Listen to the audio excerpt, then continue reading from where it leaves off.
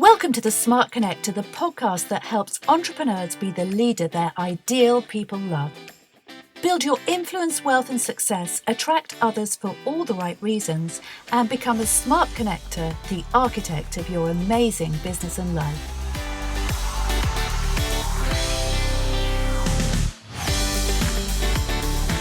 Pix Jonasson was introduced to me by a mutual friend called Brian Smithers.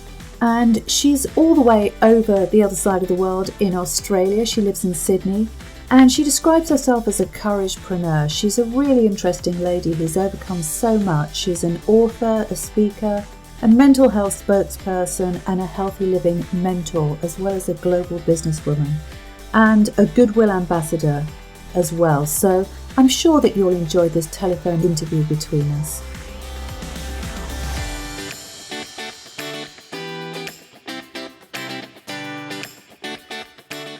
Welcome to the Smart Connector podcast. My name's Jane Bayler and I'm your host. Today I'm delighted to welcome Pix Jonasson, the Couragepreneur. Welcome, Pix. Thank you, Jane, and welcome. So Pix, who is affectionately known as the Couragepreneur, has the middle names of courage and resilience. She's overcome significant life-threatening and life-altering challenges to become a ever-positive, disciplined, focused, fun-loving, community-minded leader and entrepreneur and, of course, coach.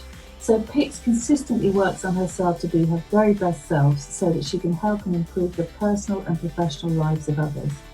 Alongside her speaking and coaching career, she's the author of the upcoming book Think and Get Rich After Hours, and she's also building a successful global health and wellness business. And she lives in Australia, so it's great to have somebody from all the way around the world.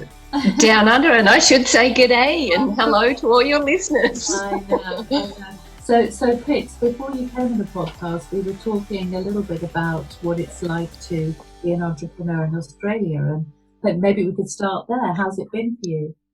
Well, having an entrepreneurial mindset is completely different to having that employee mindset, Jane. But yes. I guess if you've got that spirit, it doesn't really matter whether you're in the northern or the southern hemisphere.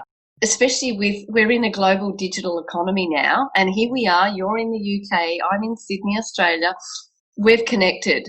You know, there is the tyranny of distance and also the tyranny of time, but really you can build a truly global business from the palm of your hand with internet. So I guess there would be nuances in Australia, one being distance, and we just spoke about that.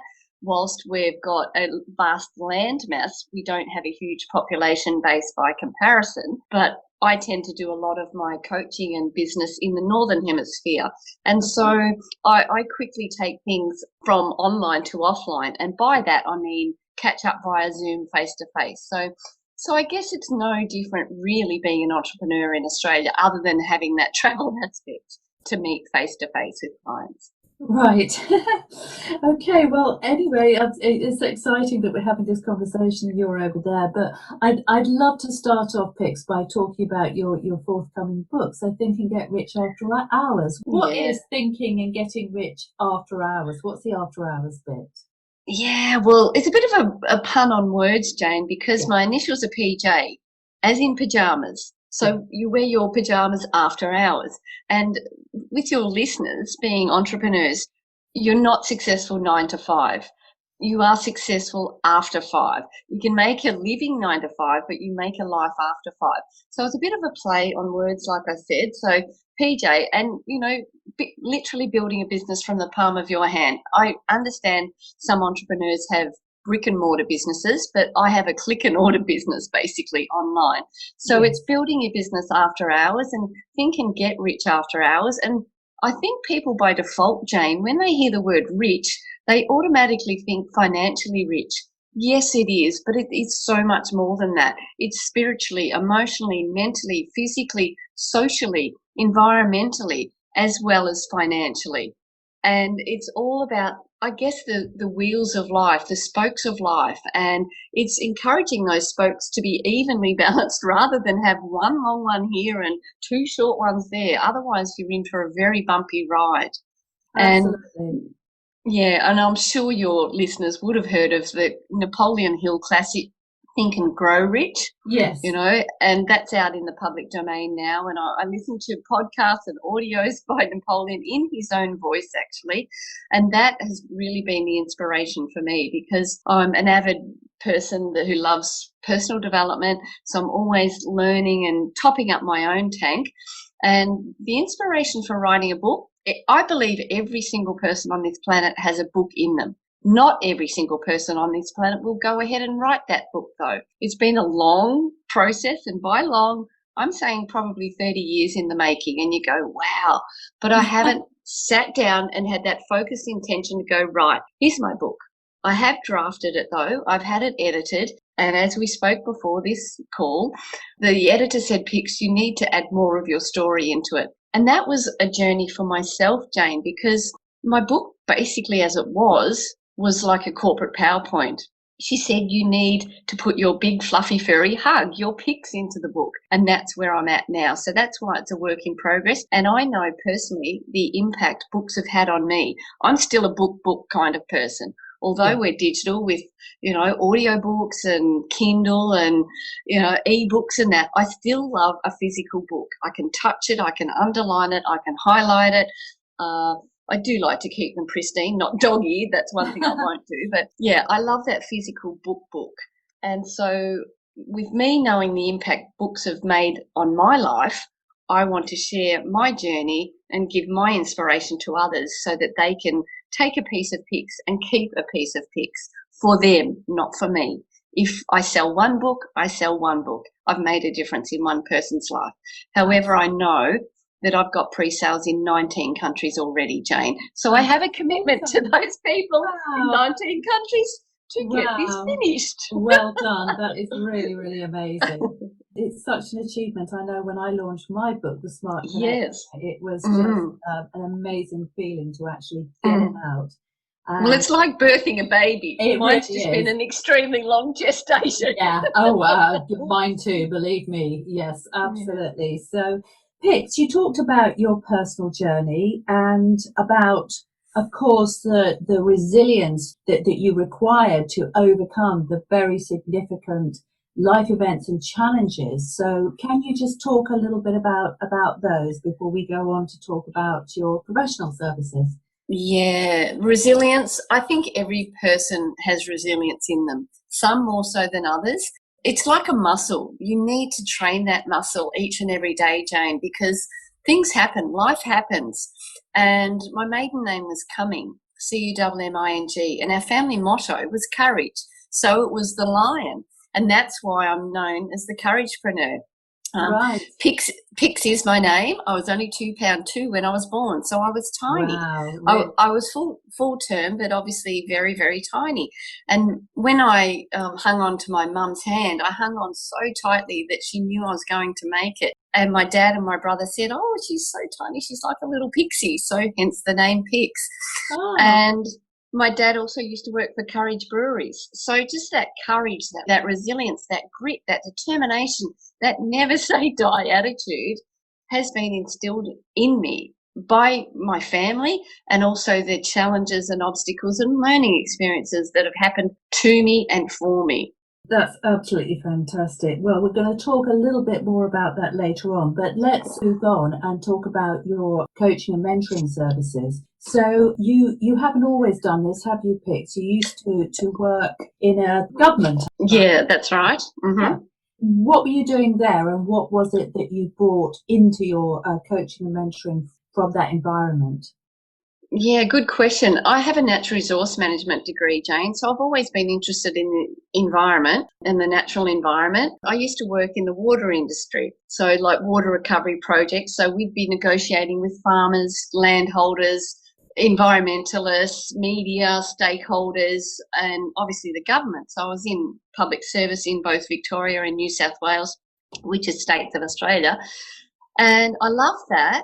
But I also wasn't fulfilled in the end. I couldn't really make a difference. I couldn't leave a legacy. Yes, I love my job, and I was, I guess, having fun in it, because I had the fortunate opportunity to be able to have events and work with people. So I loved doing that. Whilst it was still a technical science-based job, I would hold events and educate people on things. the environment of the office got quite toxic. And I thought, Right. that's not where I want to be. That's not what I want to surround myself with. And I guess we can touch on it later, a bit of a midlife crisis, really. I thought, this is not what I want my life to be. And as an employee and in a very stable, secure government job, with the salary progression each year, with the 5 weeks of paid leave and with the bonuses and everything, I was very secure, but I was not fulfilled. And I thought, I have to fulfill my passion. I'm bound for greatness. And then with the car accidents, I thought, I wasn't put on this planet to be average. I don't want to be in this job. So the life lessons from that have transpired to my coaching business and my health and wellness business, that the culture I'm creating and instilling in our team, my clients, I'm very select who I work with now. Yes. They have to be driven, they have to be focused, they have to be positive, they have to want to pay it forward. And I wouldn't have that resilience or that focus if I didn't go through my corporate or government career. Yes, that sounds really interesting. So do you still work with corporate and government clients? Well, funny you say that. With my health and wellness business, and as entrepreneurs, health is everything. Obviously we're in business for money, to make money and to make a difference, but health is your wealth, absolutely. And, it's no good being the richest person in the cemetery. And I live on the beautiful northern beaches in Sydney, which is what Australia's most populous city and most expensive city, and I'm in one of the most expensive parts. Mental health is so huge here. In fact, I'm fortunate that I now am one of the beach crew leaders of a Saturday morning facilitating meditation on Manly Beach, one of Australia's most iconic beaches. And I made that happen. And you're all about being a smart connector. That's so me as well, Jane. I mean, we've connected. Well, and exactly. It's about putting yourself out there and making those connections. And it's not what can I get, it's what can I give. Totally. So let's move on and talk a little bit about your commitment and your passion for health and wellness. So again, we talked about it before the interview, and I know that as well as mental health and mental well-being, you're also very passionate about physical well-being and in particular gut health, which is the thing that we were talking about. So could you elaborate a bit on that, Pix? Yes, certainly. And I will disclose, I'm not a trained nutritionist nor dietitian, nothing like that. I've just literally lived and breathed our wonderful 30-day to healthy living program. And what it does, Jane, is eliminate the known toxins and allergens from your diet for 30 days. It's like a reboot. You reboot your computer or you get your car serviced. We need to service our bodies as well. So it's for 30 days. And it's through the company called Arbonne. So it's facilitated by a trained nutritionist, which is fantastic. And we run the program twice a month, the first and the third Mondays of the month, because obviously people find out about the program. And we lock arms and we coaching and training people through those 30 days. And, you have the highs and the lows, and some have the coffee withdrawals and then the sugar withdrawals and things like that. But it's all about getting your gut into the right pH, because serotonin, the feel-good hormone, is made in the gut. And as you said, I'm passionate about mental health, and mental health and physical health are so connected. You really can't have good mental health without your physical health, and you can't have good physical health without your mental health. So getting your gut in alignment with the right pH is so critical, and our program does that. And we've got a 14,000 strong Facebook group that is there for support. And again, it's that tribe, it's that community, it's that, I've got your back. That's what it's all about. Right. So do you find that once people embark on that program that they tend to do it as a regular detox, or is it just Yes, no, you can do it as a one-off, and we do also have a 7-day reset for people that really go, oh my gosh, I can't do 30 days. But I would challenge your listeners that as entrepreneurs, they've got that mindset for discipline, focus, determination. So 30 days is doable. But I tend to live my life like the Pareto principle, Jane, 80-20 anyway. Yeah. I pretty much live my life 30 days compliant. I don't have coffee, I have a fizz, or I'll have a chai. I've swapped my dairy for the nut milks now. I avoid soy. I have almond or coconut milk. So I swap it, I don't stop it. And, because you still want that community to go out for coffee. and I'll have a hot almond chai rather than an espresso. Yes. So is it just all about the gut, or once you've embarked on, say, a gut cleanse, would they move on to something that is like a liver cleanse or a kidney? Well, no, not really. It is a wonderful program, and it's all about getting your whole internal system right. And I will say that it's healthy living inside and out. And the company is number one globally for healthy living inside and out. Right. And we're actually partnered with Group Rocher, which your listeners would normally be aware with. They're a $2 billion company. Wow. So, but it is definitely, it's skincare, and it's like your brain. We feed our tummies daily. We need to feed our minds daily. And so it's the holistic living. It's who you associate with. It's the audios you listen to. It's the books you read. It's a podcast you are interviewed for. So it's all that healthy living inside and out. So it's more than just your gut health. It's basically your lifestyle. And that's why I say I'm a lifestyle coach, because it's just everything you do. It's the job you're in. It's the career. It's everything you do. And I aim to love each day. Not every day is a great day, but I see greatness in every day. Yes, because we, as you said, we nourish our bodies and we nourish our minds by the people that we surround ourselves with, the conversations we engage in, the work we choose to engage with, media that we choose to consume. It's all part of a big holistic picture, isn't it? Absolutely. And certainly with social media, comparison is such a thief of time and a thief of joy. Yes. And I'm very mindful of what social media I watch or consume. Like, it's more the positive podcasts and audios and SoundCloud rather than scrolling through Instagram, even on LinkedIn. I'm mindful of the people I follow on LinkedIn. Yes, and so what would be your criteria, for example, for LinkedIn when you say you're mindful? What kind of people or posts would you avoid, or would you recommend avoiding, and which ones would you follow? Yeah, well, I'm in a number of different pods, which are groups like chats within LinkedIn. I guess I have the criteria of what I do want, and one's a mental health, physical health. I am fortunate to be a global goodwill ambassador. Richard DePilla founded that organisation. Yeah. And so I pretty much keep in alignment with that. Those that are influencers, and you can be an influencer without a huge following. I completely understand that.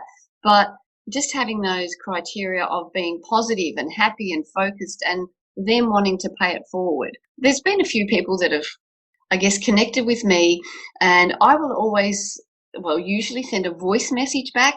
Thank you so much for your invitation. I really appreciate it. What inspired you to connect? And if they never reply, I don't connect. Yes. Well, why are they connecting with me, being the smart connector? Yes. What's their value? What are they wanting from that connection with me? So they've got to really add value to my life, because I protect my time like you do, Jane. Oh, we all get, 168 hours in a week, and you can misspend, so many minutes that add up into days, really. So I'm mindful of who I connect with. Yeah, absolutely. And I think that's a good principle, isn't it, for anybody to apply? Yes. Well, that's great. So let's dip in a little bit deeper into your personal story, Pix. So you've talked about your sort of early years, but you've had some very, very difficult things that have happened in your life, and you mentioned that you had 3 car accidents, you've had issues within your family, and you've come out the other side much stronger, wiser, and more inspired. So let's get into that. Tell us about the challenges that you've overcome. Yeah, well, first and foremost, we touched on it. I was only 2 pound 2 when I was born, and I am 53. So 53 years ago, that was tiny. It's still tiny today, but obviously medical technology has advanced. So 2 pound 2. That was quite a challenge initially. I couldn't be fed. I had to be tube fed and everything like that. And then chronologically, Jane, I'm a survivor of child sexual assault. And the statistics there are horrendous. It's 1 in 3 girls and 1 in 6 boys up to the age of 18. So that's another passion of mine. It's happened to me. It's also happened for me. I will disclose it was absolutely not a family member. It was an evil, predatory neighbour who has subsequently passed away. My family didn't know. The minute they found out, bang, everything happened. You know, there were police investigations, there was interviews, there was this, there was that, and we actually moved town. But I realized, you know, that manifested later on in low self-esteem, in not knowing my worth, in, I guess, promiscuity, and just not owning my body. I used my body as a weapon, whereas now I absolutely value and treasure this temple that is the body of Pix. And you said about car accidents. Yes, I've had 3 life-threatening car accidents. The first, my grandmother was killed when I was 7. Second one when I was about 24, and we hit a Mack truck, and I was nearly killed. The third one and final one in my life, thank you, universe, was 10 weeks to the day later. And I literally, because I was planning a wedding, building a house, visiting my then fiance every day in hospital, this was the first trip, you know, long distance trip. I literally fell asleep. It was 2:00 in the afternoon. I fell asleep, had a micro sleep, woke up, overcorrected, rolled the car, went down an embankment, landed on the roof. The tree came down with me, and I took my seatbelt off, and I went, oh my God, I'm upside down. And then I thought, that means the petrol tank's on top of me. Get out of this car. So I kicked my way out of the car, climbed up the embankment because the car was well below road level, and was standing on the highway off on the curbside, and a car went past, and he goes, what happened? I went, I've just had another accident, 10 weeks to the day. But most importantly, Jane, I didn't question why I had the accident. I actually questioned, how did I get out of this accident? Why did I survive this? And I took my eyes off myself from being the ego, self-centered Pix, the old Pix, to, wow, I have to get my story out there somehow. So that was part of the inspiration for my book. And I've got goosebumps now as we speak because, you know, it's happened to me. And then there's been other incidents. I've been over in California just after the earthquake, and my nephew committed suicide. My sister passed away last year from alcoholism, obviously mental health issues. And I've nursed both my mum and my dad, my late dad 8 years ago. But my mum, she died in my arms, Jane. And that was so beautiful to be able to be there and be the support for someone transitioning from, you know, physical life to eternal life.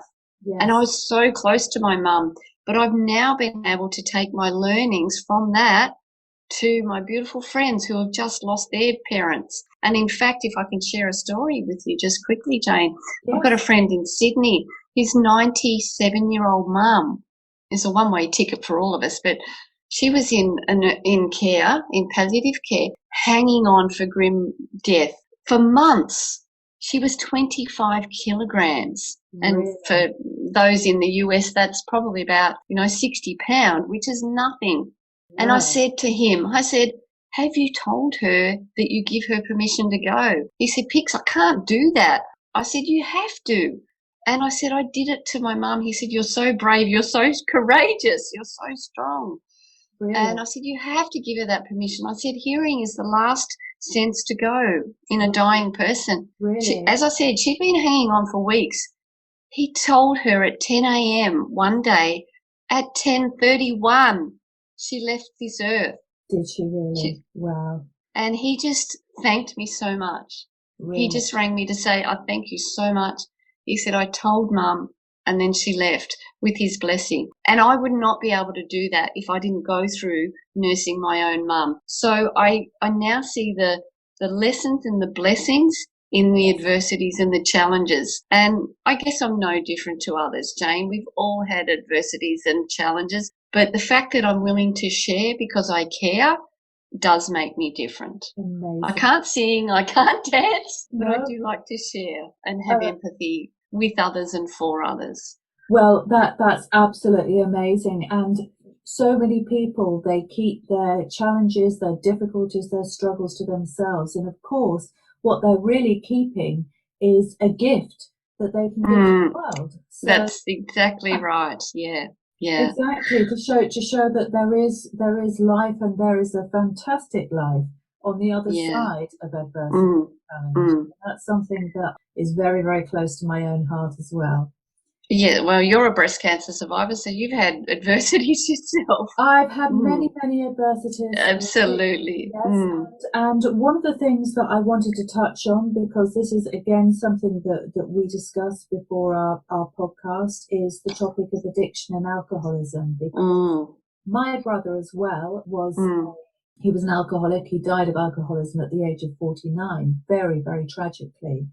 And so, we've both had experience of this. Mm-hmm. I worked in the media in London for 20 years, and my brother was an entrepreneur. He was a builder, and alcoholism is very common in Rife in that building industry. industry. It Mm, really is, because a lot of what he would say, all of the work comes from the pub, and I go to the pub because that's where the work is discussed, and that's how, I mean, I don't know whether that was true or not, but anyway, that was what I remember he said to me. And of course, when I worked in media as well, there was a lot of drug addiction, a lot of cocaine abuse in particular, and yes. a lot of Mm-hmm. drinking. Some very high level people and founders got caught up in that, and many of them, their careers and their businesses collapsed, and a lot of them died as well. So I've seen it, and so let's just talk for a moment about the topic of addiction amongst entrepreneurs. Well, it's an interesting topic because addiction can come in so many forms. In fact, I did a Facebook Live about my previous addiction to my phone. And Right. I'll share with you because when mum was dying, I literally had my phone on me 24/7 and it was never on silent. It was always on the go. And then I actually felt relief, strangely as it seems, when mum passed away that I could let go of my phone. But building a global business, I'm still have to let go of my phone. So addiction comes in many forms, and it can be addiction to validation. It can be addiction to caffeine. It can be addiction to alcohol. It could be any addiction. So you really have to work on letting go of that addiction. And my sexual abuse led me to seeking validation in so many ways, Yes. and that manifested in addiction. And whether it be the egotistical old Pix wanting to be center of attention because I needed that validation and getting addicted to the, oh, isn't she great kind of thing, to now letting go, being calmer, being more grounded, being more heart centered.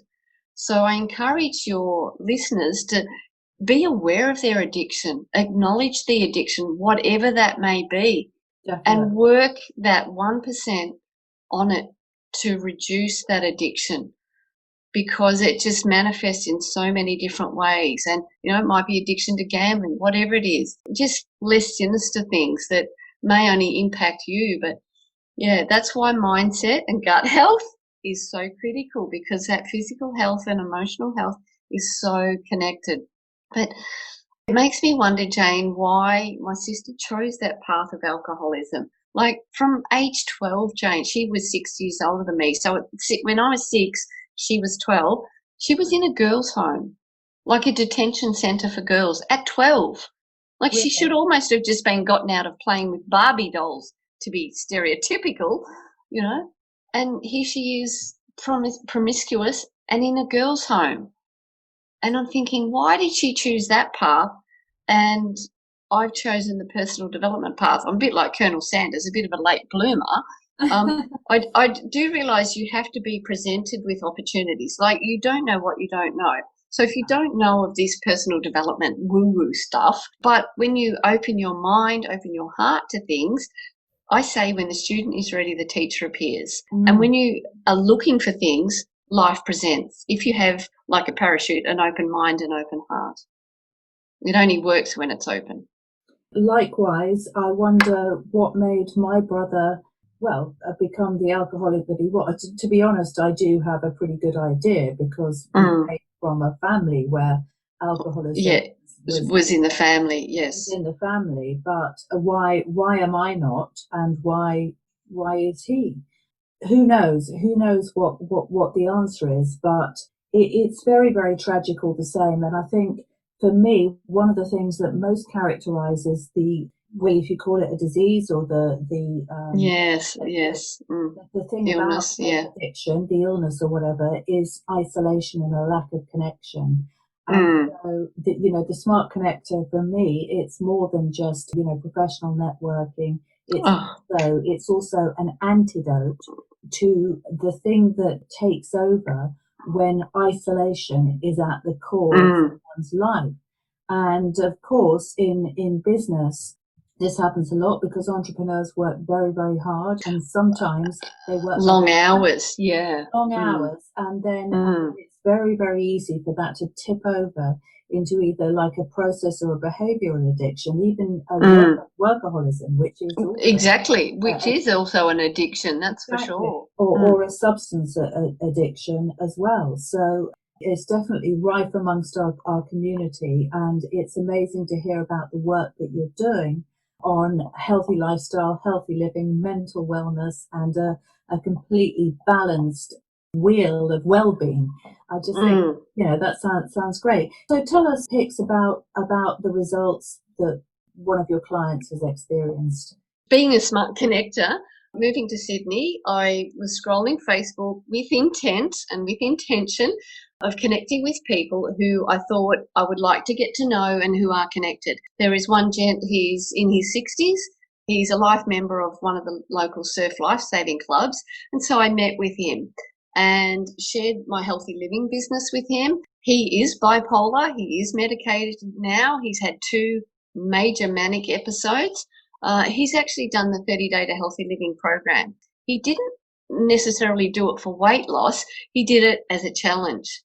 And he successfully did it 100% religiously, so kudos to him. He lost weight. He lost 6.5 kilos. His gut health, his bloating reduced markedly. His mental clarity improved. And this is a guy, he's 63, so he's been around the bush. He's lived life. He's had the highs and lows. He's gainfully employed in a local government job, actually. But he did it because he just wanted the challenge. So he couldn't get over the results that he got from doing the 30 days to healthy living. And he now has a new mindset for the way he looks at food. He's a single guy, so he tended to eat the less than healthy, fast choices. And now he's looking at that. It's like, will that serve my body? And he goes, no, it won't. However, I will share with you, Jane, that I'm all about the emotion of food. If I want to go with a beautiful friend, sit on a beach on a Friday afternoon after work and have the less than healthy fish and chips, I will do that. I don't do that every night nor every Friday. It's about being present in the moment, because I could have a very healthy salmon and salad by myself and go, I'm so not enjoying this food. Yet I'm having the fish and chips in a beautiful environment, feeling good, the serotonin's there, the endorphins, the feel-good hormones, and my body is still processing that less than perfectly healthy fish and chips. Yeah. So it's all about the emotion you attach to food, the emotional eating, why you eat the food, but it's also when you're eating that food. I think we've all got to let as much natural enjoyment of our lives as possible, because why not? Life is short. Moments like that are precious, aren't they? Exactly, yeah. Well, you don't know. I've got a friend visiting and he's 56. He's undergoing heart surgery in December. Now, he's cautiously scared, cautiously optimistic, and you just don't know. I've had another beautiful friend, her 37-year-old son dropped dead of a heart attack.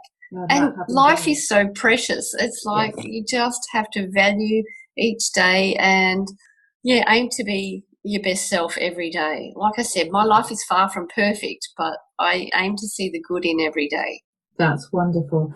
Okay, well, Pix, it's been a great interview. Thank you so much for sharing the details of your book, your wonderful coaching business, your commitment to health and well-being, and the 30-day challenge. And if anybody wants to access that, could you just remind us of how they can do that? Yeah, sure, Jane. Thank you. The best way is via LinkedIn, just under Pix Jonasson. That's PixJonasson, or I am very active on Facebook as well. And also, would you like me to share my email address, Jane? Sure, why not? Yep, sure. It's just pix@pixjonasson.com. So that's the best way. And, I love to connect with people, and I just love that we have connected through a mutual friend of ours. And I just love the work you're doing with the Smart Connector and the power of technology, and just those connections globally. That tops up my tank as well. So thank you, Jane. You're very welcome. We'll look forward to releasing the episode and talk to you again, Pix. Thank you so much, Jane. Thank you for being my guest. Thank you for the honour and privilege. Much appreciated. Goodbye. Thanks for listening to the Smart Connector podcast. If you've enjoyed this episode, why not head over to janebayler.com and order a copy of my free report on building your personal brand. I'd love to connect with you on social media. And finally, don't forget to like and subscribe to my podcast so that you never miss a show. Thanks for listening in, and see you soon.